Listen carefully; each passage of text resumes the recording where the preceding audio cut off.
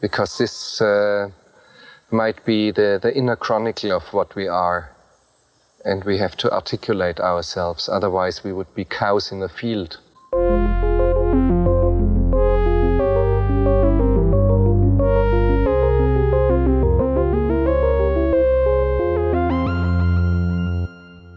Welcome to Cows in the Field. This is a show in which we discuss philosophical themes in popular films. And today, oh, wait, I'm supposed to do you and me. I forgot to do that. Hi, I'm Justin. I'm Laura. Okay, and today we're talking about Lars von Trier's Dogville.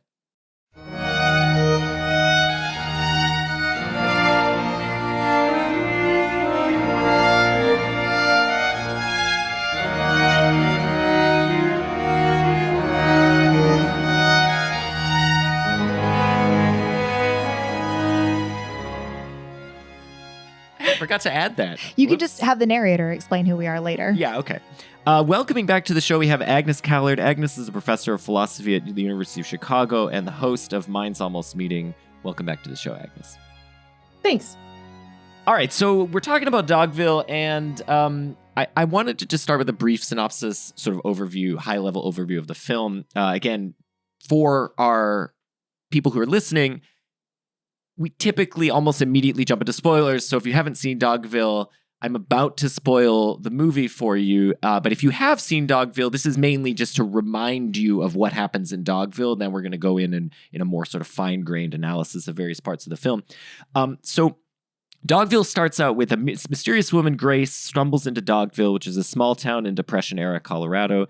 She seeks shelter and meets Tom, who works with the town to arrange a work situation whereby she can stay as long as she helps out around the town.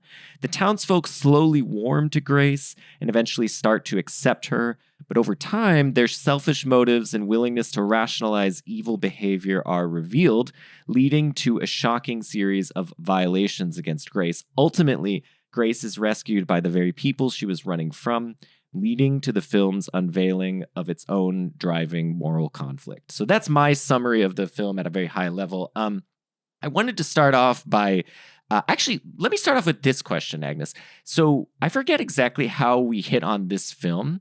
I think it was on Twitter. Maybe you had recently watched it and you were talking about it. What made you want to talk about this film in the context of a philosophy movie podcast? So this film, more than, I don't know, maybe any film I've ever seen, you watch it and you're like, there's a moral here. Mm-hmm. It very much presents itself as trying to teach you something. Now, many movies do that, but then they suck. Like, because the moral is flat-footed and it's cliched and you've seen it already and the way that it presents is boring. This movie, the way that it is staged, kind of literally, it's set on a stage. And there's very little sort of scenery.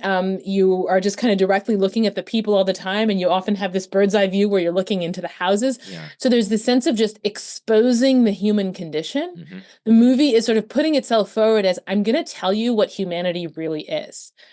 And that's very enticing, and yet, as clear as it is that the movie has that ambition, it's actually less clear what it's trying to say. I like that. Okay, let's dig into this. So one of the features of that staging that I think is, that hits exactly on what you're saying, Agnes, is so there are no walls to any of the houses. They're just chalk marks on the ground, and so as a result, we're seeing into the private lives of all of these characters. And then we're also seeing their public lives as they come out of their homes and walk around the town and interact with one another. But one of the most dramatic instances of this is the first time Grace is raped. She's raped by Chuck, is it? Mm-hmm. Stellan Skarsgård's character. And it's just so shocking because he is raping her in his home, and the camera zooms out, and you're reminded that there's no walls, and so you see all the actors arranged on the stage going about their business. Of course, you're supposed to imagine their walls so they can't see it, but we can see it, and we can see them not seeing it. And I think this dramatizes something really intriguing, which is, or at least it makes a visual metaphor out of something really intriguing, which is that there's this incredibly evil act going on. In some sense, they can see it, but in some sense also they refuse to see it. They're blind to it in a way. And I think this speaks to what you were suggesting, Agnes, about it's sort of revealing something about the inner nature of us. And one hypothesis, so your question is, what is it revealing about us? And one hypothesis is it's revealing that inside we're all kind of bad. We're all kind of base and rotten, as Chuck says. Himself says. So that's like the first read. What do you think of that? Yeah, like I sort of suspect that if you asked Lars von Trier, like, what does this movie mean, he would say that. But there's something about that analysis that doesn't make any sense. Okay. Because the idea that we're all bad or base or rotten doesn't make sense. The term itself collapses unless it's an ethical term, unless being base or rotten is bad. And then the question is, who finds it bad? And the answer is us. Why would we even find it bad if we were so bad? So I also think that the movie is very clearly about a certain descent into badness. That is, it starts off with this ordinary town with ordinary people who have some flaws, but they're lovable in spite of their flaws. And you have Grace, who starts off almost kind of angelic. By the end, she's the most evil one of all, at least on my read of the story. The thing she does is way worse than anything that's been done to her, even though the stuff that's been done to her is really bad. And so you have kind of the growth of evil, the genesis of evil. Its evil is coming into being over the course of the story.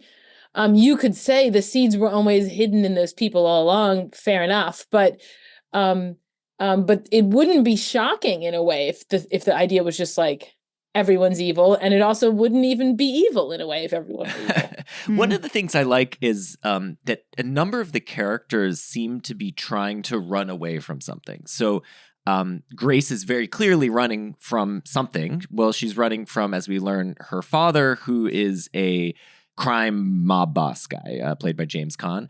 And she says at the end explicitly, one of the reasons she's running from him is that she seeks to not have the kind of responsibility to judge others the way that he does, because he has the power to sort of, kill someone who he, in his mind, does something bad, steals. I mean, he says it like, I can't remember the exact words he says, but rapists and murderers may be the victims according to you, but I call them dogs. And if they're lapping up their own vomit, the only way to stop them is with a lash. But dogs only obey their own nature, so why shouldn't we forgive them?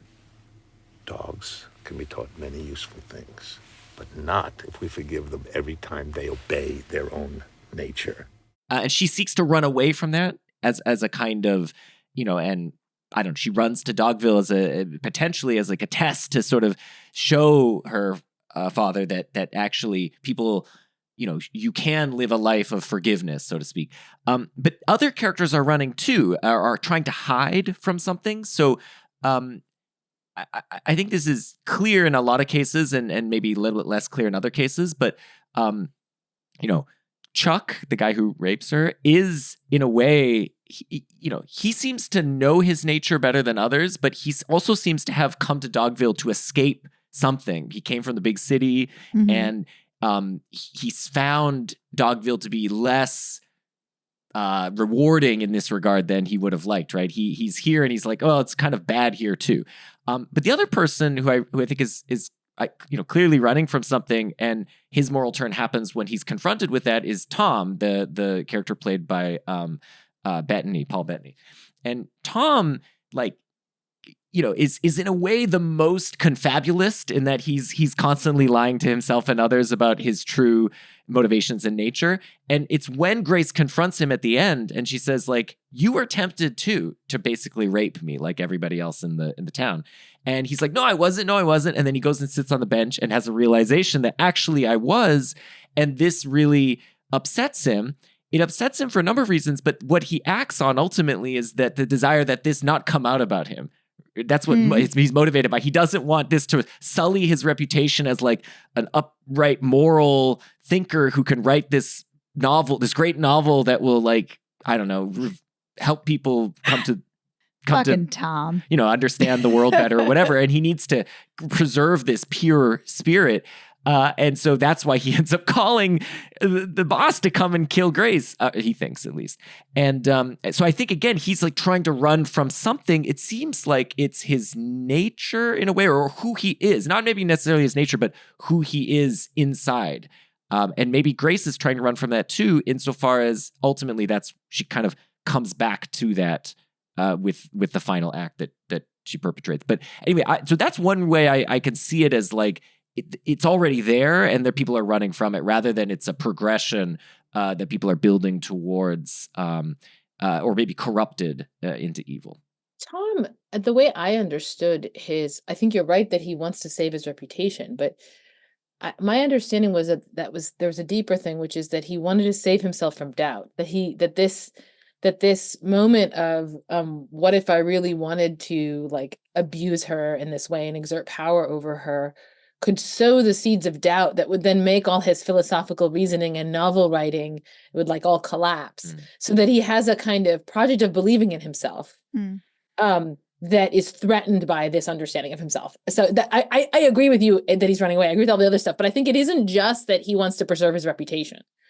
It's that he wants to preserve his sense of who he is. Mm-hmm. I think, though, that sense is a lie. That's my read on the character, that he's lying to himself. Here's part. I mean, some of the reasons I think this is throughout the film, he's sort of portrayed in a kind of ironic way by the narrator often. So the narrator says, this is one of the first things the narrator says about him. He says, "Indeed, Tom was busy enough, even though formally speaking, not yet busy with writing per se. And if a body found it hard to grasp what profession he was busy at, he'd merely reply, mining. For although he did not blast his way through rock, he blasted through what was even harder, namely the human soul, right into where it blistered."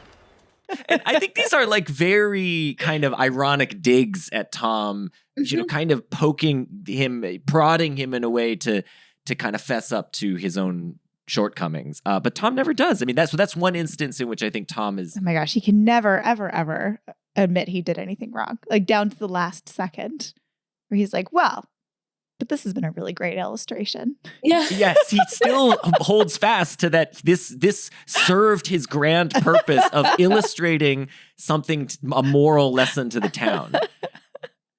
And I love that's the moment where Grace is like, burn it down. Right. But like, it kind of did. I mean, it was this amazing. So like one interesting, I think, sort of theme throughout the movie is the thought of showing your true colors. Yeah. Mm-hmm. Like Grace shows up in the town and they want to know who she really is. Tom says to her in the scene where he's like professing his love, when I used to love Liz, like she was clear to me, but you're opaque to me. I don't know who you really are. So there's this sort of project of Grace showing who she really is. And I think the viewer can see she really doesn't show who she holds back. Right. She's just like Little Miss Nice Girl the whole time until the very end. And then there's the town showing its true face, right? Everyone showing who they really, and like sort of one by one.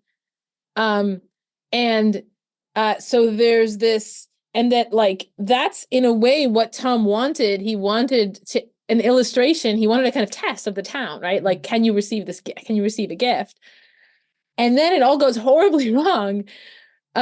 Because when people show who they really are, it seems like they show something horrible. Yeah. But I wonder whether that might be an artifact of the showing who you really are framework rather than the everyone being evil idea. If you see what I mean. I mean, I kind of think that, so maybe Lars von Trier, I don't really know what he thinks, but another way to think of it is that we're all kind of possessed of a dual nature. So we have these sort of more base drives, and then we have this kind of higher aspirational desire to at least represent to ourselves and others that we are somehow above those base desires. And there's this kind of eternal conflict between these things. Now, should that be put in moral language? I'm not totally sure. I mean, I think it's the kind of thing that we could moralize, but it could just be, this is just part of human nature in a way. And I think the other thing that I think is kind of intriguing, at least, about Tom and his motivations, and something I think to think about when we're evaluating his character is he says again and again, I want to provide a lesson or an illustration for the town about accepting a gift, which I find very mysterious. Maybe you can illuminate this, Agnes, but my read on Tom is that he sees a hot chick and he wants to be with her. He sort of falls in love with her almost immediately. He's driven, I read it as entirely selfishly. So he sees her, he wants her, and so he concocts this like this plan to sort of get the town to accept her, and that is driven by this kind of it plays into his idea that like this is a way for us, it's like a test for us to be good neighbors, and but I think in the end it's just as selfish as, I mean, at least that's one read on the character, is that he's just driven by selfish motives. Yeah. I think kind of everyone in the movie is driven by selfish motives. Yeah. I think it's just a question of which selfish motives. And so I guess I think it's just Tom's desire for leadership is one of his selfish motives. Yes. Yeah. He wants to prove to the town that he is their moral and spiritual leader, Yes. that they need him to lead them in this way. He's almost like a priest or something. He puts Yes. himself forward as almost like as a religious figure. And so it's not just like, he's not content with just getting the hot girl. He has bigger, grander visions for himself. Yeah. No, I agree with that too. I think, yes, I think it is selfishly motivated. But I think, yeah, that moment where he sees her, he both sees her as a beautiful damsel in distress and as a symbol, because he's like constantly always thinking in these terms. Yeah. And yeah, the receiving thing is so interesting too, receiving a gift. Like, I mean, for the one thing, it dehumanizes Grace as a person with her own, experience. Like, he's just seeing her as a gift, which is implying, like, who is she a gift coming from? The universe? Like, that the town is receiving it because the town is worthy of a gift. And therefore that's, and then it also, it says, as soon as Grace arrives, he says she hadn't chosen Dogville from a map or sought the township for a visit. Yet Tom felt right away that she belonged. Belonged is another interesting word too, like received, because it doesn't say belonged in Dogville or belonged to Dogville, but it kind of does like illustrate this way that in some ways he sees Grace as somebody who can belong with Dogville and therefore show that Dogville is a good, beautiful town. And also he has this like conquest of her. He thinks that she belongs to Dogville. Do you know what I mean? I really like that. I like that. Justin's looking at me like I'm crazy. I mean, the movie as a whole is something like the gift to destruction pipeline, right? So yeah, it's like, and it tells that story in the way that a Greek tragedy does, as though it were inexorable or something, as though it was just like, it couldn't happen any other way, but that this quote unquote gift would turn into the thing that explodes the whole town. And then the questions that I think you're asking is like, okay, what are the what explain the transitions? And the very first one you might say is where, here you go, here's a gift, except she's got to serve you, right? So she's going to give you gifts, really. And then, and then she's got to like do more for you. And her belonging in Dogville turns into her belonging to Dogville in the sense of they turn her into a slave. Yeah.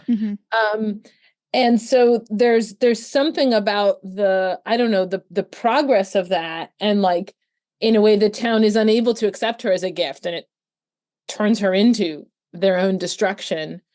That's somehow the story that the movie is telling. Yeah, I mean, that's partly why I was confused about the whole gift thing, is that she is supposed to be a gift to them, but they're constantly testing her in the first half to sort of test her purity and loyalty to them, and which makes it seem like she's, it's not up to them to do something to accept her, but up to her to do something to sort of prove her worth to the community. But then in the end, you're right that their inability to just accept her as a human being rather than as an object to be exploited is what ultimately leads to their downfall. So in a way, they proved Tom wrong in the sense that he thought they could accept a gift in some sense, but they couldn't. So anyway, I just was a little bit confused by that, but what you said was helpful. Yeah, I mean, I think that at the very beginning, when they hold that first council, the town is not sure that it wants the gift, right? And then the question is, what do you do? Suppose someone gives you a gift. It's like a Trojan horse or something, right? It gives you a gift, and you're like, I don't know if I want this gift. And then you might be like, well, let me examine the gift. And but the weird thing is that they do examine the gift in the first like 2 acts, and they're like, we love this gift. Everything is amazing because of Grace. And then a strange thing happens in like the 3rd act where, the police come by or whatever, saying that she committed this crime, which they know she didn't commit. And now they want to extract more from her, and everyone is less happy. Yeah. Like that is, none of them are doing better because they're getting more service. Yeah. They all just seem sort of bitter and angry. And so the tone shifts, and it's almost like as their demands on her increase, their attitude towards her becomes more negative. To your point, Agnes, so maybe this extent to which it becomes more of a quid pro quo, which again dramatizes or brings out their own this sort of desire to exploit that then causes them to feel less happy with the gift. Yeah, and maybe the ending is just the final quid pro quo. It's like, this is what they get in exchange for what they've done. Like, this is the only thing that makes sense in return. Vera smashed my figurines, so I'm going to murder her children. That's somehow logical. It's just a 1-to-1. I wanted to go back actually to the question about like sort of concealment and the way that the set is designed, because I feel there's more there. Like, so you're right about Tom, that Tom lives in self-deception. And that Chuck in a way is also lives in a certain kind of, maybe he's least self-deceived, but he is trying to escape something. Yeah. But there's a lot of other characters, right? The blind one, what's his name? Jack. Okay. Jack, right? Jack is in denial over being blind. Yes. Ben is like ashamed that he goes to see prostitutes. Yes. Vera has this weird exalted sense of like, she's somehow teaching her children Greek she's somehow a cultured person, even though she lives in this town. Yes.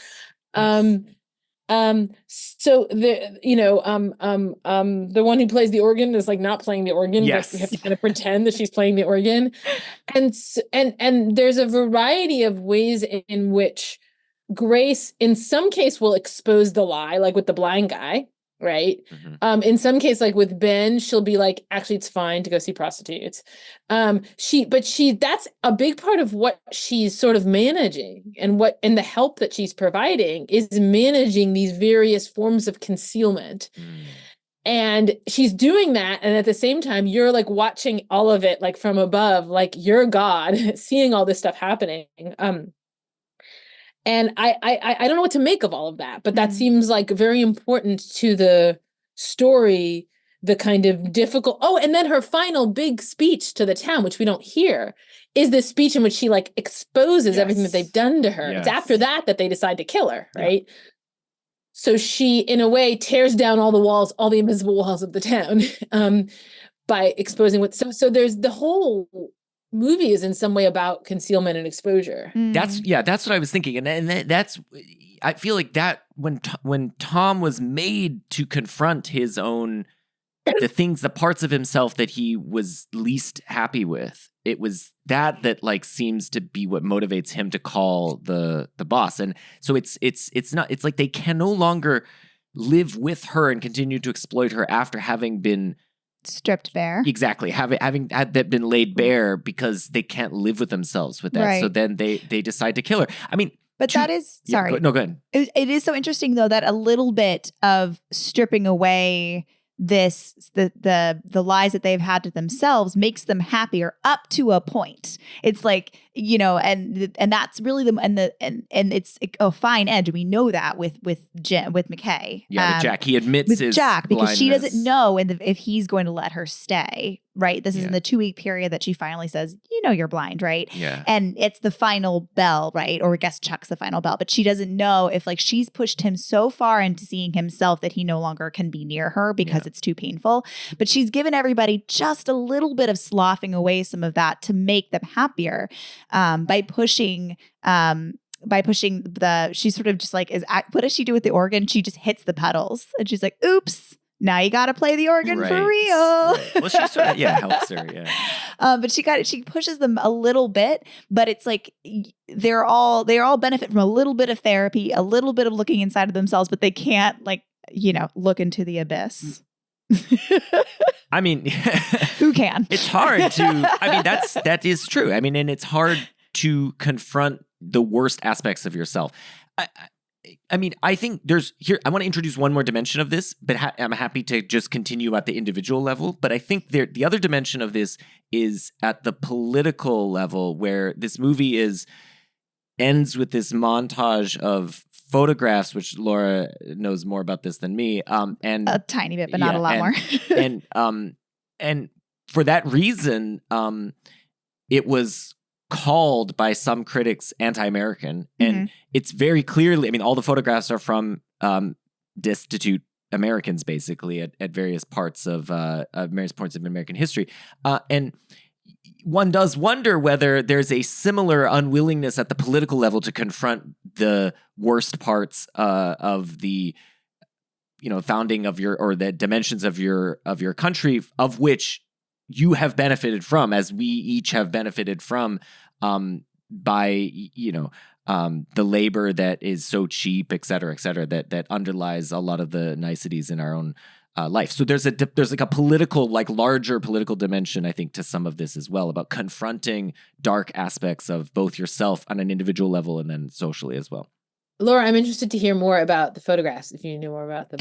Yeah, I know. Tell us about okay, so I basically just dug into a little bit this, but when I knew a few of them immediately as Dorothea Lange FSA photos, and the other ones I didn't know. But it's a mix, and for the most part, I think the bulk of it comes from Jacob Holt from this monograph called American Pictures. So the oldest photos are FSA photos from Dorothea Lange, Russell Lee, and that crew. And so those are American photographers hired by the American government during the FDR New Deal to document American life as sort of like a history and archival project. So they shed light on the troubles of Americans that the troubles that Americans were suffering during the Depression, but also on the programs that the government was providing to try and ease that suffering. Some of the migration camps that they put up for people that were trying to find a new life when their farms failed, bread lines, things like that. So it's like those are the kind of iconic images that we think of America as, like, people suffering, but suffering with dignity. And it was a project that was funded by the American government to document ourselves. Whereas, like, the majority of the photos are coming from Jacob Holt. He's a Danish photographer, and I just found out this story, Jess. And Lars von Trier is a Danish filmmaker. Yes. There's another Dane in here too. Dan Holberg as well is another Danish photographer and cinematographer whose work is in that montage as well. But so in 1970, he goes to Canada to America. He's trying to go to Chile to support Salvador Allende. But he never makes it because he's robbed in the U.S. And then he starts hitchhiking about America, and he ends up just staying for 4 years, photographing the worst poverty that he saw on his travels across America. And so, yeah, to have those kind of juxtaposed and interposed. Yeah, like exactly. They go back and forth. Back and forth. It's not chronological. At first we thought it was, but it's not as we watched it again. And then it's also mixed in with Jim Hubbard, who is an American photographer who made a monograph called American Refugees, so-called because it was specifically photos of Americans who've been evicted or experiencing homelessness. And another group of ones by Douglas Harper called Good Company, A Tramp Life. So following people who live on the railroad for the most part.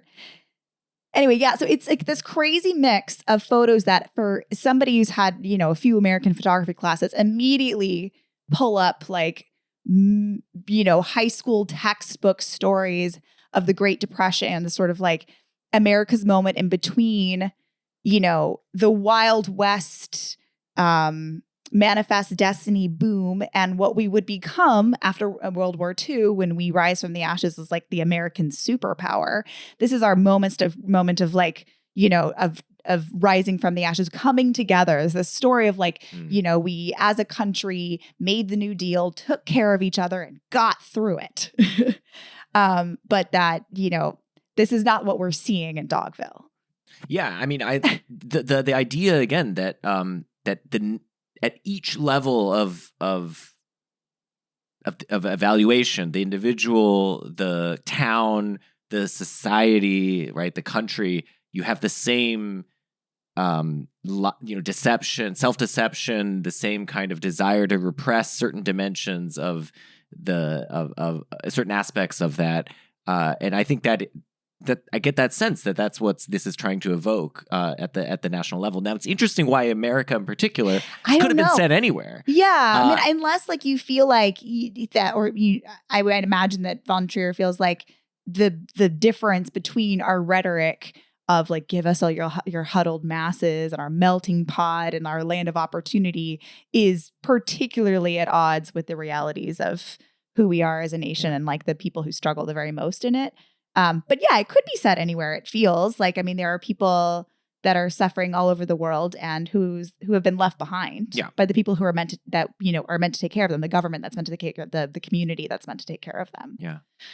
I was just reflecting on this thought of like stuff we don't want to think about, at a political level. And like, it seems to me that if you were going to modify the idea, like, everyone's evil or everyone's a little bit evil, like if we're going to add to that, it would be something like maybe everyone's a little bit evil, but realizing that only makes things worse. Yeah. Right. Yeah. So it's not like, it's not like the moral of the movie is like, let's become more aware about all these things. Because what happens when people, like in particular, that moment when the town, I feel like there's sort of two, in my head, I'm constantly, especially when I was rewatching it, I was thinking to myself, where is the transition from good town to bad town? And like, as far as I can tell, there's sort of two. One of them is the whole town as a whole, when they're confronted with her being a runaway and they want to extract more from her and they feel worse. Yeah. Like that is, she has shown them something about themselves there, right? They feel petty. They feel, they somehow don't feel good anymore about her working for them from that point onward. So that's just in general. And then the scene with her and the kid. Yeah. Jason, where the kid gets her to hit him, where it's almost like that's the ultimate like display of power that he has over her, is that he's able to get her to hit him, and that is like it's like creating this justification for the future revenge against her, and then which will then be her justification for revenge against them. It's like somehow the cycle of revenge has to get started somewhere. Yeah. Mm-hmm. And like that's the kind of the moment of it getting started.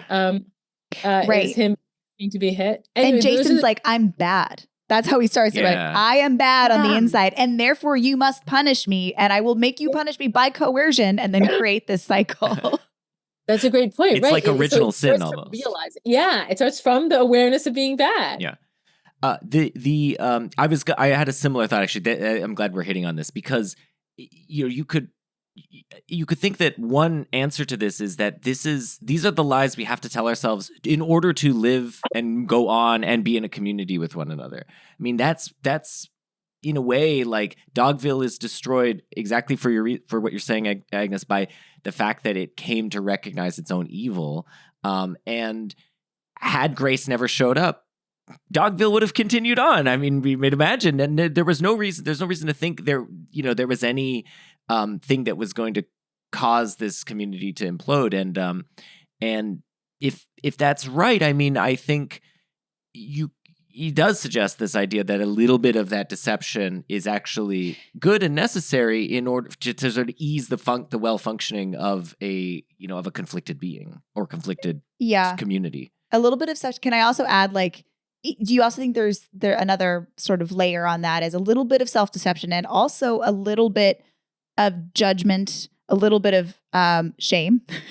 What I mean is, like, for example, Ben, he lives his life where he goes once a week to the brothel, but he is ashamed of it. Mm-hmm. Grace comes and she's like, this is not something that you need to be ashamed of.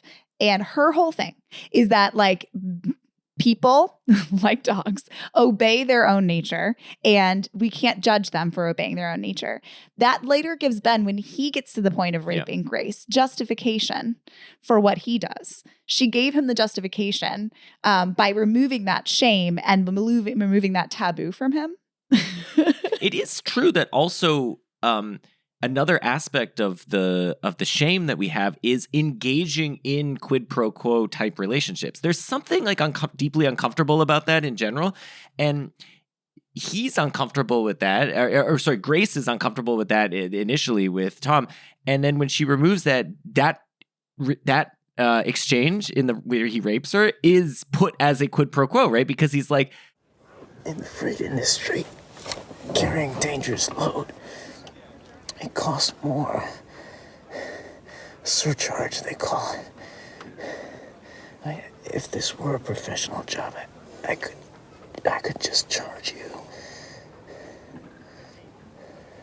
But Ben, I don't have any more money.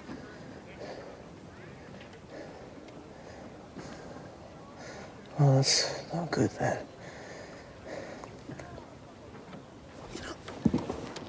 You said once that there aren't many pleasures in my life. And you know I go to Miss Laura once a week. Yeah. And you got me to see that it weren't nothing to be ashamed of. And see, I was gonna go there tonight. And of course, it costs me. again, that is the whole idea of monetary exchange is, I don't know if it's how to put this, but there's two ways of thinking of it. It's simultaneously like a kind of flattening out where now we can all think of each other as just the amount of money in our bank accounts, so to speak, our spending power. So that it eliminates the humanity between us. But it also eases it allows us to have certain types of engagement with other people for whom we disagree with significantly, right? I could still buy clothes from somebody who I think is a horrible, disgusting person, because I don't have to be their friend to buy clothes from them. So it kind of serves this dual purpose of like providing a sheen with which we can engage, but also it's like by doing that, it would be really weird if I was like, hey, Laura, pay me $20 for like looking after Ethan or something, right?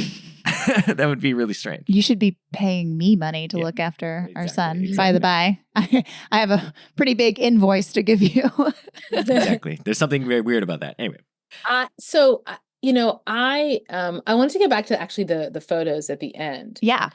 Because I had seen some of these photos before. I didn't think I knew any of the photographers, but I just recognized them from having seen them before. And I saw them in a radically different way at the end of this movie from any way that I had ever seen them. I would not describe this movie as anti-American in virtue of those photos. I describe it as anti-poor. That is what, when you see those shots at the end, it's just impossible not to think, yeah, this is Dogville. These are the people. That's who these people really are. Behind these photos, what you see is exactly the depravity that I've just shown you. This is what poor people are capable of. And I wonder whether there's a kind of hypothesis or something. Like she comes from wealth, right? And she's sort of slumming it in this town. Like when she first comes and sees the figurines, she's like, oh my God, those are so tasteless. Or a minute ago that she would have said that they were tasteless. But now she's, when in Rome, I would love to collect these figurines, right? So she's in this poor world. And when the moment where the police say she's wanted and the town starts to be a bit afraid, that's also the moment where they're turning towards wanting more payment. And you might just think that if you're living very close to the edge of survival, you cannot afford a lot of these forms of self-deception, that self-deception is a luxury of the rich. And if the taking away of self-deception is what makes you evil, then poor people are evil. Or they're closer to their They're closer to their the base badness in desires, their natures, their evil natures. The base desires which could lead to evil, which are the motivations for evil. Yeah, that's really interesting. I mean, I will say this: it's certainly those photographs start out with the Dorothea Lange ones, and which there's a certain degree of honor or whatever. Dignity is what you put it. Yeah. But then they quickly become quite like gross and humiliating. And they're pictures of like people who are naked and people who are clearly ill and injured, and they're people depicted in very difficult, moments in their lives. And they start to get more like exploitative almost as it goes on. And I think there's a certain discomfort watching that. I don't know if I'm like totally on board with the idea that like then like, I can sort of see the logic to where it's anti-poor, but it's almost, I can almost also see the idea that it's pointing its finger at us too, because we're the ones in a certain degree of luxury watching this, viewing these photographs from our perch of being able to deceive ourselves and saying like, hey, like these are the people who like, clean your homes and cook your food and so on, and they're suffering and you're doing nothing about it. So I could kind of see maybe both sides of this. But the thing is that Grace is the one who sort of has the attitude of like, no, they have an inherent goodness. And Chuck says, yeah, I thought that too when I first showed up here, right? And so she has the kind of empathy and pity towards the people in this town. And like that goes horribly wrong. And at the very end, she sort of abandons that. She's trying to hold on to that attitude. And then finally she's like, you know what? They should just get what they deserve. I'm going to treat them like any other person and give them what they deserve. And there's something unsustainable about like, say if we imagine just how we would see those photos, the photos at the end were absent the movie, right? Imagine we just see the music and those photos before the movie. We might respond with varying, there's some dignity here. There's something ennobling about these people and their struggles under difficult conditions, or maybe these people are being humiliated. And there we're being pulled, but with various forms of empathy, right? But I feel like the movie as a whole is sort of saying, don't have empathy. That like empathy goes very wrong. And like Grace's unwillingness to fight back. I mean, she really, maybe you want to say she couldn't fight back at any point, but it's plausible that she couldn't really fight back against Chuck in that first time that he raped her because the police were out there and she would have been caught. Though you still wonder, well, maybe being caught would be like, it turns out it was her fault, But that there's this sense in which she doesn't fight them hard enough precisely because she has the attitude that we normally have to those photos, and which is I feel a very different one from the one I have when I watched that story at the end. That's very interesting. Yeah. I mean, I don't know how much we are... Okay, I will say this. I think the arc of the film puts us in the position of Grace. So it wants us to feel the way Grace feels, where this is like a morally righteous killing of this town, in part because you've just watched this woman who's been pretty decent get totally exploited over the course of the film, and you're just waiting for her to push back against these people who've ramping things up, gotten continually worse to her. And so there is a kind of catharsis when she enacts the killing. And so I do think the film is inviting us to feel that, so to feel a kind of righteous anger at the town when this happens.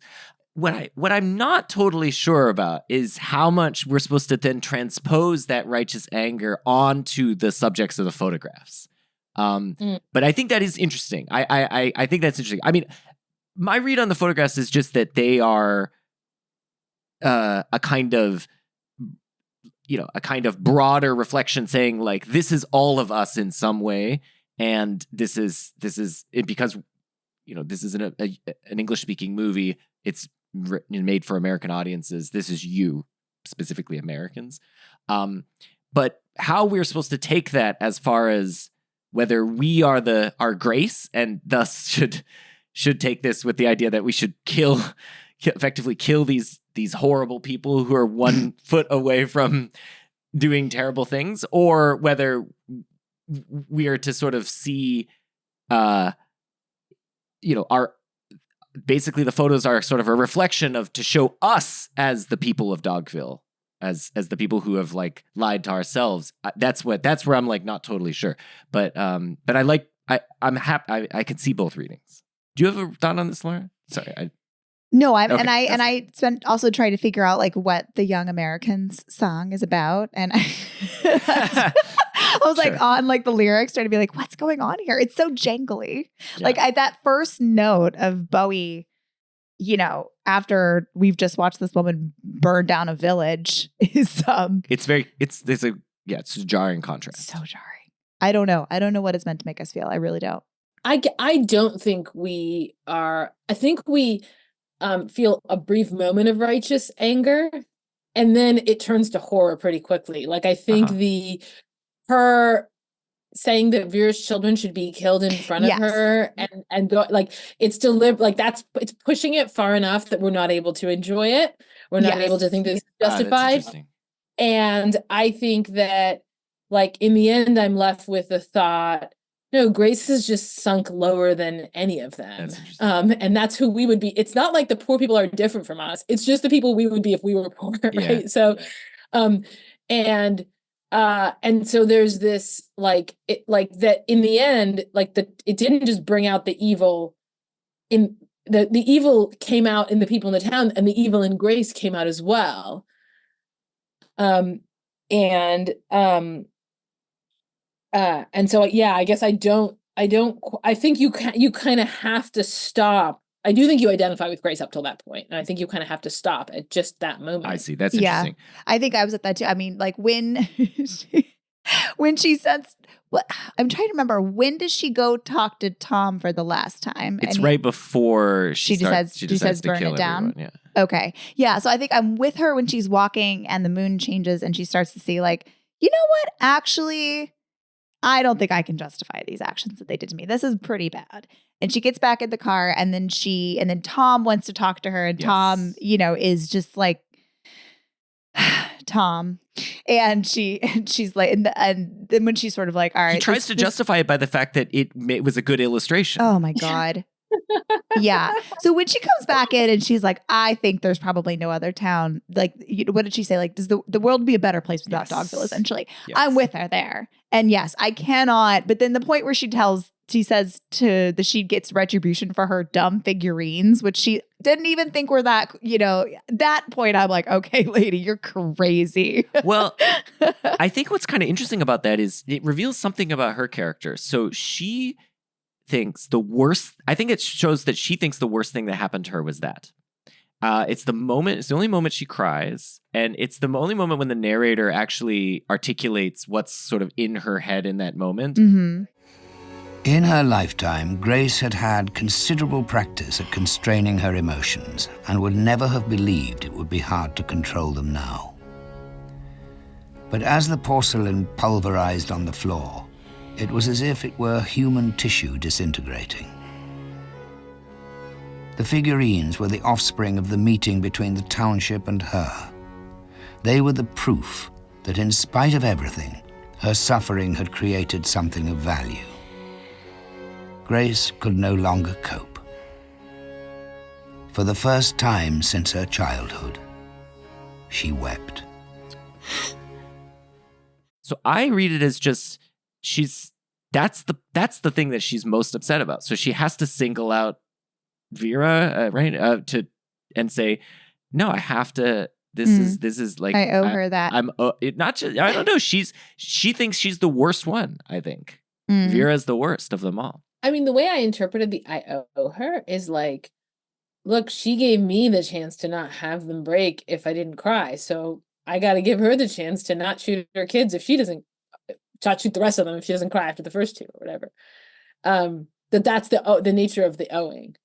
That's the quid pro quo. I see. That's interesting. I read it. So I actually read it more in line with your ideas in the On Anger piece, Agnes. So which is that she has to like teach Vera a moral lesson. So Vera didn't realize the wrong that she did when she destroyed those, and so she owes her this lesson. And because I think when she follows up with the I owe her, it's she cries too much. She cries too easily or something. Yeah. As if like I need to show her what was wrong about. Yeah. Yeah. Good. There's something plausible in that, because I think Vera, when she comes, when her and the two other women come to Grace, they come in the mode of teaching her a lesson as well. Yes. That is, they're breaking the figurines to teach her a lesson, and now she's killing the children to teach her a lesson. Yeah. So it is this, and this is in line with something you've written on, which is this idea that the anger, the revenge that's taken is a kind of moral education that actually is owed to the people who perpetuate evil, which in a way is articulated by James Caan's sort of boss. His character's name is the boss, Grace's father. He sort of, he says, So I'm arrogant. I'm arrogant because I forgive people. My God. Can't you see how condescending you are when you say that? I mean, you have this preconceived notion that nobody can possibly attain the same high ethical standards as you, so you exonerate them. I cannot think of anything more arrogant than that. You, my child, my dear child, you forgive others with excuses that you would never in the world permit for yourself. Why shouldn't I be merciful? Why? No. You should be merciful when there's time to be merciful. But you must maintain your own standards. You owe them that. It's like a respect thing in a way to hold them in contempt and furthermore enact revenge against them in a way. Right, and that actually makes sense to me. That it's like, if you think you're in a moral community with people, then you think you can hold them to standards, right? And you think that you can sort of call them to account for their failure to adhere to a norm. But if you think like, well, I'm just a saint and I've got my own moral standards that no one else can live up to, and then you watch these people falling short of your standards, you're like pitying, you're like, poor animals, right? And that in effect, the James Caan character is telling Grace that's her attitude towards people in Dogville, is this kind of empathetic pity that is not willing to hold them to account. But there's this thought, like, those are our two options, right? So like, either we don't treat them as human, we don't adopt the second person standpoint or whatever towards them, or alternatively, we get revenge. And I actually do think this has a certain kind of psychological reality, that often revenge seems like the only moral option, in the sense that the only morally serious option, that not getting revenge is just either assenting to the wrong, or, not treating the other person as a real agent or something. Right. But that just gets to like, the only people who would be concerned with evil are people who care about good. So that's why it can't somehow be that these are just purely evil, beings. Yes, no, totally. And I think this gets at, the real nature of this for Lars von Trier, which is so did you watch Dancer in the Dark? I did. Okay. Yes. So one of the things I think is interesting in a lot of these Lars von Trier films is that he's really interested in these dualities. So we're not all evil. We're not all good. That's a lie we tell ourselves, that, we have to admit to some degree of darkness in ourselves.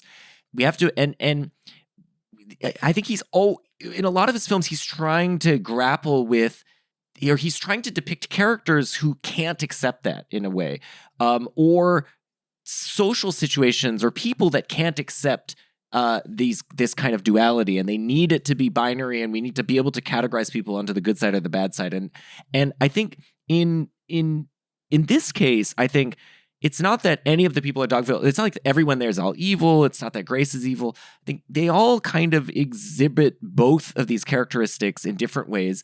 Their failure is a kind of not being able to cope with the fact that they have both of these things. Grace turns on a dime from someone who's willing to forgive extreme violence towards her to murdering them in an incredibly ruthless way, where, there was probably a more reasonable line there. I mean, her own father suggests one. He's like, kill the dog and nail it to the wall, right? Like, there's a way to respond which may be more allow for this middle ground. Now I know, Agnes, you're skeptical of that, but I think this is the kind of or at least there's a middle path potentially here, and I think Lars von Trier has been in a space where he maybe, like you, is somewhat skeptical of that middle path, or is just playing in that space of the kind of where these dualities sort of overlap and are complicated and are hard to separate. Yeah, so I know I tend to agree that there definitely are middle paths. I think the middle paths are often just lesser amounts of vengeance. Okay, right? yeah, okay. So Or things where we can tell ourselves it's not exactly vengeance. We can dress it up as something else more easily. And the thing about, Grace is that in effect, she's like, so Nietzsche has this line somewhere like, look, if somebody like hurts you or offend you, just slap him, do a small revenge. Yeah. He's like, small revenges are the kindest things you can do, because then it's done, right? Like the worst thing, the cruelest, nastiest thing you can do is turn the other cheek, like what Jesus did. That's like, only an evil person would do that, would demean the other person in such a way. Just take a little small revenge. And you imagine if Grace had taken some small revenges, maybe she wouldn't have had to take this giant revenge. Yeah, right. Good, yeah. good, yeah. But I think there's something else that's odd that I try to wrap my head around with these 3 movies. I've only seen 3 movies of his. A lot of his movies are horror, or they involve like a lot of violence and a lot of sexual violence, which is like hard for me to watch. So I've only managed to get through these 3. Even these involve some of that. Yeah. But Breaking the Waves, Dancer in the Dark, and Dogville, and all 3 of them feature as their protagonist a very strange woman. Yes. And it, maybe like she's a bit stupid. Like that's how I would describe the Dancer in the Dark character. She's a kind of pragmatic incompetence of like how to deal with the situation that she's in. And what's her name? Emily Mortimer or Emily Watson? I can't remember which. Emily Watson. Emily Watson, I think. Watson, yeah. She's fantastic in Breaking the Waves. Yeah. I think she's the best of the 3 just in terms of acting. She's this sort of naive, extremely naive person. And then Grace is like this. Grace always like talks in a whisper. Maybe this is just Nicole Kidman, right? But she has this like too sweet. Yeah. So there's this strange female, like this strangely forgiving, strangely incompetent, strangely victim-like, strangely saint-like female. And that is like this, it's a weird metaphor. That's like the seed of dirt around which the pearl of violence forms. Just reverse that metaphor, okay? Yeah. Right? It's like there's this good thing, and it creates this evil. It like pulls in evil around it like magnetically. Yeah. And he keeps telling you that story. And it's a strange story because I don't actually find this character that he keeps redrawing in different ways to be very recognizable. Like, I don't think I've met her. Yeah, totally. Yeah, no, I mean, I think, briefly, so Laura, just so the arc in Breaking the Waves is, it ends with a kind of grace. Like, it's the most upward arc in that, all the things that she's been, the sort of trial that she's undergone is, she's like, she's rewarded, or at least she redeems her husband. I mean, anyway, she saves him, and she was proven to be right all along. I mean, there was we don't need to go into the details of Breaking the Waves. But it has a very interesting setup.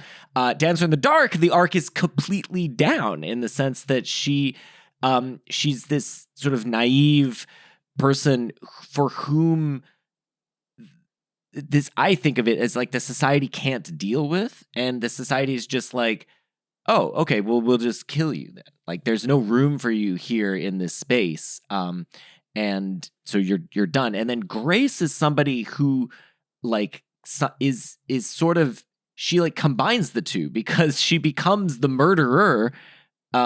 She sort of transcends her outsider status and becomes the murderer, but she's resisting becoming the murderer the whole, like, that's the interesting arc that's revealed at the end, is that she's the whole time just effectively been resisting enacting any kind of revenge.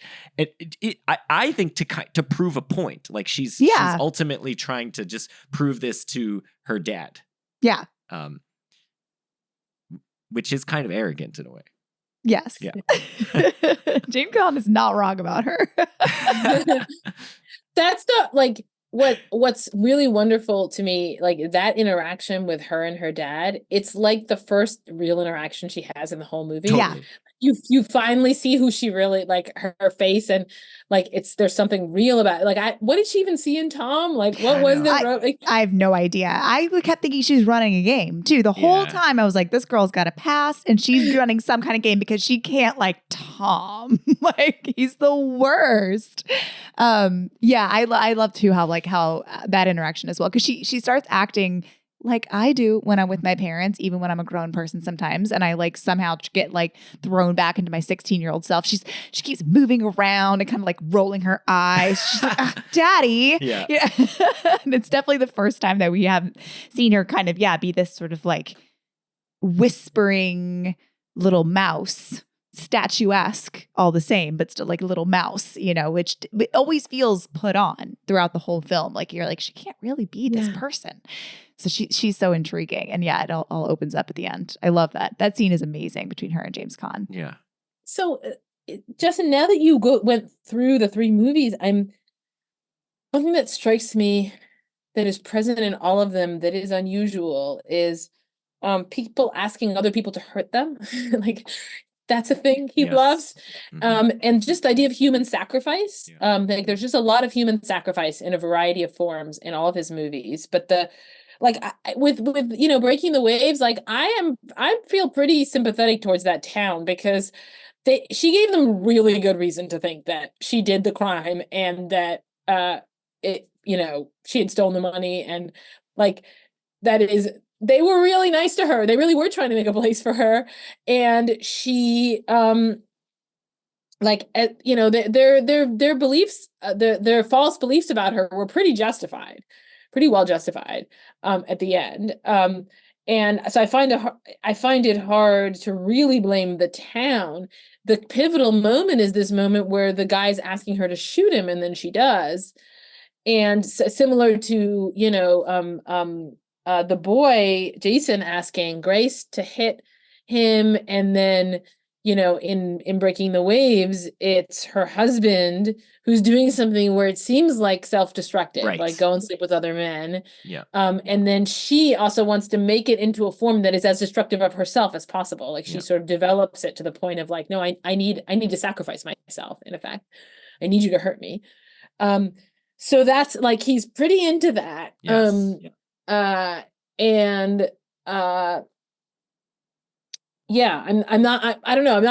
sure what to make of that. It's just striking me that keeps coming back. It does. And it comes back. So there's a couple other films of his where this comes up. I mean, one is Nymphomaniac, and there it's just, I'll say briefly. I mean, basically the whole film is this like this woman who's a sex addict engaging in a kind of I'm a bad person because I did these horrible things in the pursuit of my sex addiction.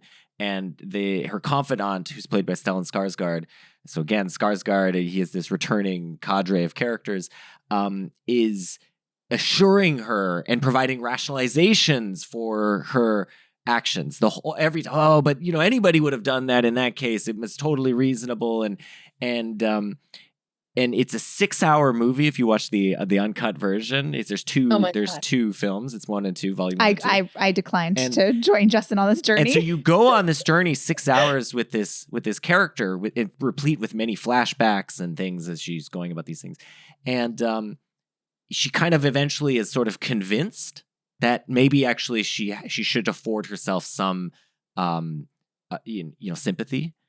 And then Von Trier just pulls the rug right under you with the final moment of the film, which I won't reveal. And so again, I think it's this idea that like he's just struggling to, I think, come to terms with the fact that we are depraved in a way, and like but there's also moments. I mean, his characters have moments of true grace, not the character of Grace, really. Yeah. This is in a way putting on an act, but I feel like Bjork's character in Dancer in the Dark and Emily Watson's character, they are characters with quite a lot of grace and quite a lot of quite a lot to admire about them. And in the face of quite a bit of horrible stuff, they stand tall and they stand firm as who they are. So I do think I don't think he's like a nihilist. I mean, he did do a series that they're called the Depression Trilogy, of which Nymphomaniac is part of. But I think it's to your point earlier, Agnes, it was like, we're not just evil. If we were just evil, then we wouldn't recognize the evil that is us. So it's like we have to be, there's something good about us, but it's like hard to reconcile and preserve in the face of all this darkness that's also in all of us. And the question is like how to do that. And you can't just repress it. You also can't just face it. Like, what do? You have to somehow deal with it, but it's like not obvious what the resolution is. Anyway, that's my read on, like, having now watched most of his films, well, all the good ones, at least all the ones people are supposed to watch. So, but I really like his movies. I don't know about you, Agnes, but I find his movies quite, like, even if I'm confused or disagree with his outlook on like humanity or something, I find them provocative in the best kind of way. And I think he's actually a really good storyteller. I don't know what your opinion is on his films. I so appreciate that somebody is actually trying to do something with a movie. Yeah. And he's trying to do something different than what he was doing in his last movie. Like, every of his movies, I mean, I've seen 3, feels like an experiment. And so they're somehow very creative, very ambitious. And I really appreciate that. So maybe something I would like to get your thoughts on that is in his movies. There's a weird form of editing. I don't know how to put my finger on it, quite how to describe it, but it's choppy, and it's often like say what will happen is, like, say I'm lying down and I'm saying the beginning of the sentence, and there'll be a cut, and then I'll be fully sitting up saying the next part of the sentence, but there wasn't enough time for me to actually make that movement. So it's actually more choppy than reality is. And it has this jarring effect. And I wonder whether that isn't maybe of a piece with, like, the stage or the weird set things, in Breaking the Waves, the little openings of each of the sections. Yes. Right. Or the musical thing where there's something yeah. he's doing where he is a really good storyteller, but he's trying to alienate you somehow from the story. Interesting. Yeah. He's trying to make you feel like you're at a distance from this. Yes. Or at least draw attention to the artifice of the film. Yes. Well, right. I just to add to this one other point, and we can continue to discuss it, but apparently, so his cinematographer was Anthony Dodd Mantle, who is Danny Boyle's cinematographer, but it said the camera operator is Lars von Trier, so I guess he was the one holding the camera. And the thing you're describing about the editing is copious uses of jump cuts. These are sometimes called jump cuts because they don't change the perspective of the camera. So when you have like a 2-shot scene, when you have a camera over one shoulder and a camera over the other shoulder, and you cut between them, those are considered normal continuity editing because you're switching perspectives. But these are not switching perspectives. They're just effectively just removing part of the timeline, just cutting it right out. Right. And to your point, Agnes, if it's cutting it in a way that it makes it clear it's not one continuous piece, then it reminds you that they're taking multiple takes and then kind of splicing them together. Can I ask you an ignorant question that somebody like me who has a film podcast should probably know? Okay, yes. Yeah. So what are the dogma rules? And do they relate at all? This is not a dogma film. Okay. It is not a dogma film, but he is a dogma film director. So I could say a little bit about the Dogma 95 movement, of which Lars von Trier was a founding member. Thank you. He only really, as far as I could tell, made one Dogma film. Okay, and then he didn't. Yeah. Okay. So, but basically Dogma, it was just like a collection of Danish and other artists. I mean, other people have joined in and stuff, but they embraced various limitations in their filmmaking. But one of the limitations, just to show you how this is not a Dogma film, was to shoot only on location. Yeah, okay. So this is very much not a Dogma film. And to shoot only with natural light and so on. It's a very anti-dogma film. Yes. Yeah. Which and to not use non-diegetic music, etc. So this is like an anti-dogma. Well, so what is the purpose of having those limitations and rules? Did they say or not really? Like, because it feels like it's trying to get closer to a naturalism then, right? As if like you're seeing through your eyes a window that, you're not seeing sets, you're not seeing. Yeah. you're not seeing artificial lighting. I don't know. I don't know what the dogma I purpose don't was. know what the reasons for the ethos was when they put it forward, but I did recently watch his movie The Idiots, which was his Dogma 95 film. And there is a kind of immediacy to it that's not present here, although he uses jump cuts in it, and so there isn't like an attempt to make it verite. Although I will say, yeah, even more than that, in that film, he's doing a 2-camera setup as shot with digital video, and he very often, the boom mic comes into frame, and you see the other camera operator, but you're not supposed to think there's really it's not a pseudo documentary where you're supposed to think, oh yeah, there's another camera operator. You just see the other camera operator. It's not like an episode of The Office. Yes, but it's not supposed to be that. You're supposed to just think these people are going about their lives, like they're not being filmed. So it is a very, so there is this I don't know if it's supposed to be about realism. Anyway, this is my ignorance about Dogma. Okay, so nobody knows about Dogma. Anyway, I was just like, that's fine. But I was just wondering if there was something in his style that kind of had roots there.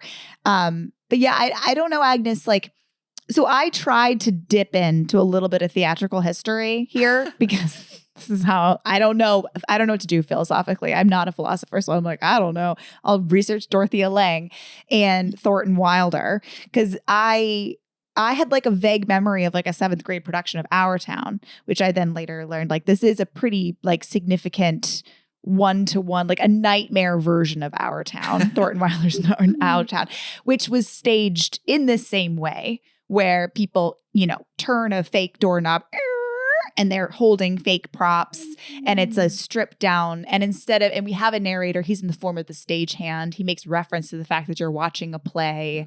He walks you through and introduces the characters. So yeah, this is just like a fucked up version of Our Town. But people also call it Brechtian. Yeah. As well.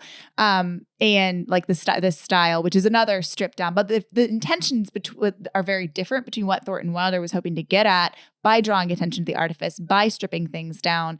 What he was hoping to achieve in terms of your connection with the characters is very different from what Bertolt Brecht was trying to achieve with his, he called it epic theater and then dialectical theater. Which, he was trying to, the Brecht version is to try and alienate you, as you said, Agnes. That was the experience you were having through the film moves that Lars von Trier is making through the jump cuts. That's his version of trying to do what Brecht was doing theatrically, right? But then Thornton Wilder was feeling like that would bring you that having fewer props and taking out the specificity would make you more present and connected to the themes of the play and have you see yourself in the characters more easily. So he was looking for more connection, which is not what Brecht was necessarily looking for. And I don't know what Lars von Trier is looking for, but it's interesting that the same technique can be used for basically opposite purpose. Yeah, and we're happening at the same time. Like this is happening like in 1930, and they're aware of each other and like. So I don't know, like it's very interesting that and I am not a theater historian or I don't know anything about dramaturgy, but. Agnes, can I ask you, was your experience one of alienation or was your experience more like in the Our Town thing, more of like feeling like you could actually better relate to the characters? My experience was that it sort of underscored or contributed to the element of pedagogy. That as I was saying, the thing that struck me about this movie was that it's trying to give you some kind of message. Yeah. But that also you don't know what the message is. And so the viewer, as a viewer, I felt I was constantly put in this evaluative mode, like not absorbed in what was happening, but kind of examining it and be like, oh, maybe this is going to be an example of something. And that's like I felt that about all 3 movies, but most of all about Dogville, which I thought was the best of them. That there is this that it creates a particular kind of distance, a distance where it's your job to extract a lesson from this. I'm not going to tell you exactly what the lesson is. For me, the staginess, it disappeared almost immediately. Like I didn't even think about it after 5 or 6 minutes into the film. I just was able to just like fully think about these as characters, and I didn't even worry. I mean, of course, it when it draws attention to it, I then would be reminded of it. But I just would think, okay, I'm just not going to focus on any of that stuff. It's like I'm just in a dark room and the camera's fully on this character. I don't need to think about anything else around them, like the fact that there's no walls and so on. And I found that it made it more intimate, weirdly enough, even though there were no, I mean, maybe intimate because there was nothing else to focus on. There's just these people. So that makes it more intimate. Yeah. I only noticed the jump cuts basically when there were like close-ups. Yeah. Mm-hmm. Yeah. But yeah, I mean, I agree. There were these moments where suddenly the set became very salient, like in the rape scene, when Chuck first rapes Grace, or when Vera runs through the path with the gooseberry bushes, where it's like something there. So there are these moments where it sort of comes to the fore again. Yeah. But yeah, I agree with you that it fades pretty quickly. That itself is remarkable because at first it's the only thing you notice. Oh, totally. About anything. Yeah. Um, It also allows him to do these fun lighting things, like at the end, which is again playing into this idea of penetrating the veil that we put up, where the lights come in and they focus on everybody in the houses and there's no light outside. Grace paused. And while she did, the clouds scattered and let the moonlight through.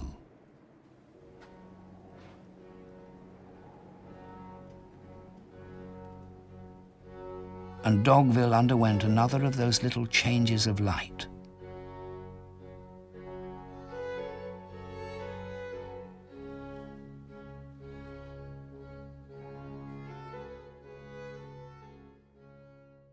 And I think that is a kind of, again, something you can only do when you don't have walls.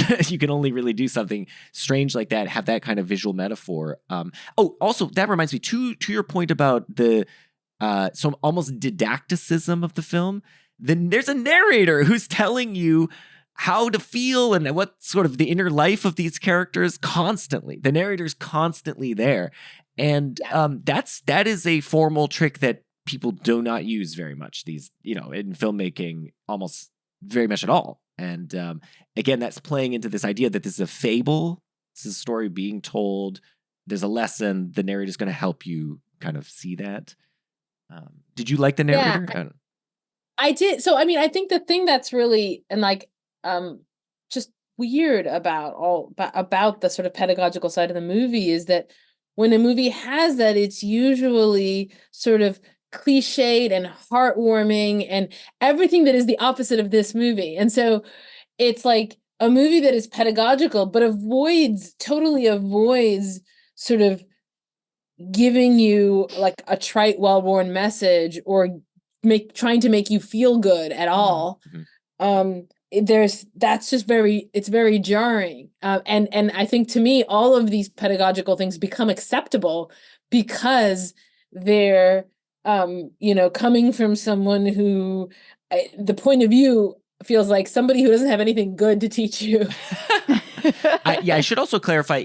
I guess I don't mean didactic in the sense of it's telling you what to think, but just like it's adding this level of explicitness to the sort of to a point of view. So there's an explicitly articulated point of view on what's happening. But what's interesting in the anti-didacticism of it is it ends with a question. Whether Grace left Dogville, or on the contrary, Dogville had left her, and the world in general, is a question of a more artful nature that few would benefit from by asking, and even fewer by providing an answer. And nor, indeed, will it be answered here.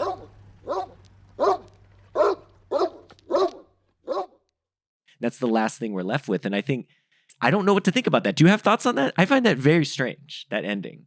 I have not pondered it at all. In fact, I didn't even, it somehow, so quickly you move on to the photos that grabbed my attention and I immediately forgot that.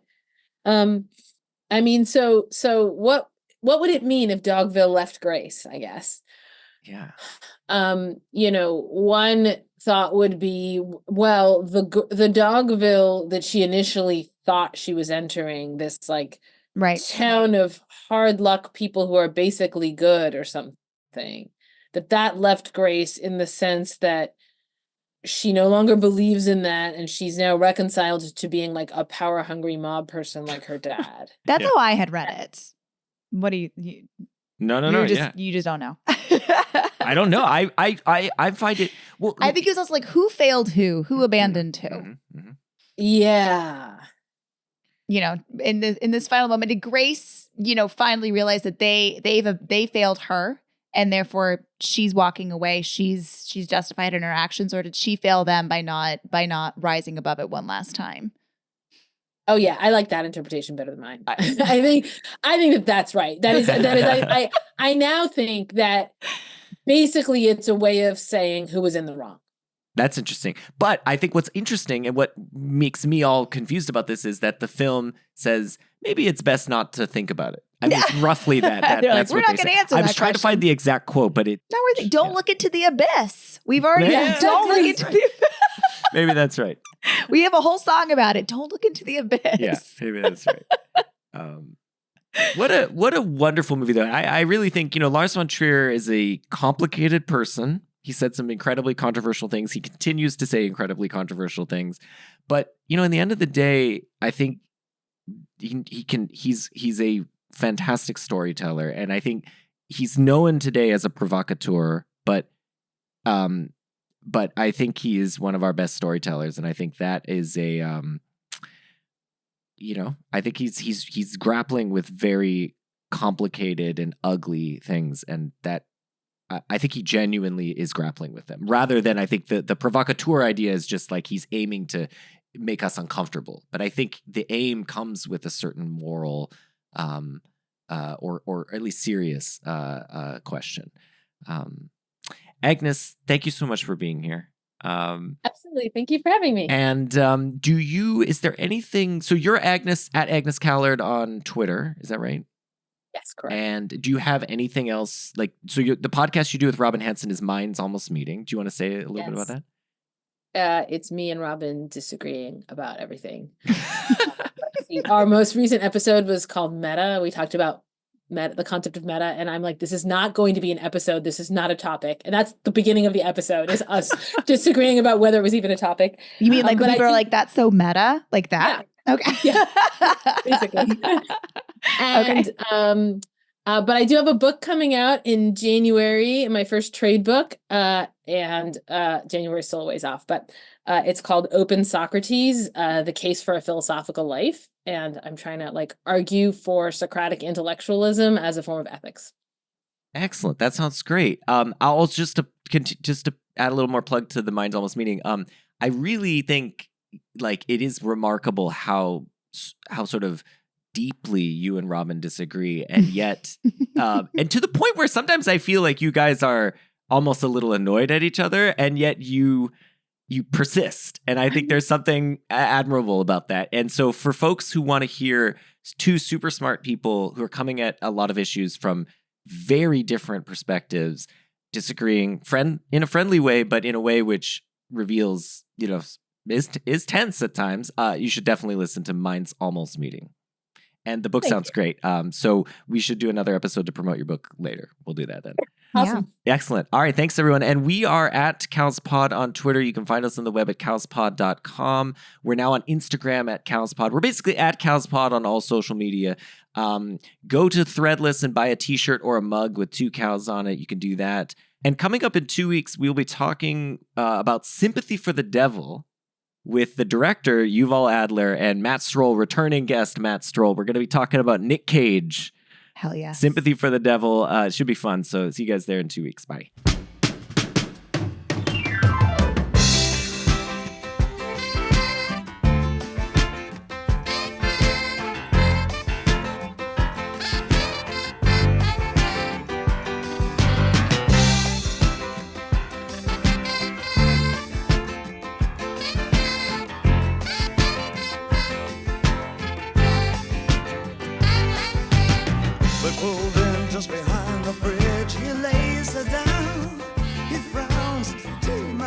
So fun.